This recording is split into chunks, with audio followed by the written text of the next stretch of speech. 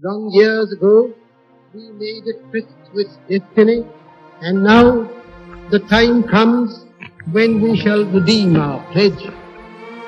নয়াদিল্লির কনস্টিটিউয়েন্ট অ্যাসেম্বলিতে বক্তৃতা দিয়ে জওহরলাল নেহরু বাইরে বেরিয়ে এলেন। সেদিন রাত্রে মুষলধারে বৃষ্টি পড়েছিল। তখন বৃষ্টিটা বোধহয় সবেমাত্র ধরেছে। এমন সময় নেহরুকে দেখে বাইরে অপেক্ষারত হাজার হাজার মানুষের মধ্যে একটা চঞ্চলতা দেখা দিল। স্বাধীন ভারতবর্ষের নতুন প্রধানমন্ত্রীর সাথে তারা একবার দেখা করতে চায়।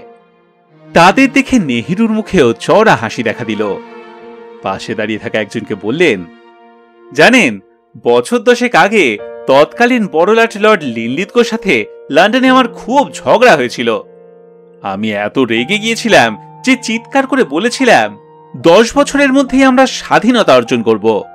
তিনি উত্তর দিয়েছিলেন, কি যে বলেন মিস্টার নেহরু, আর যাই হোক, ইন্ডিয়ার স্বাধীনতা আমার বা আপনার জীবদ্দশায় কখনোই হবে না।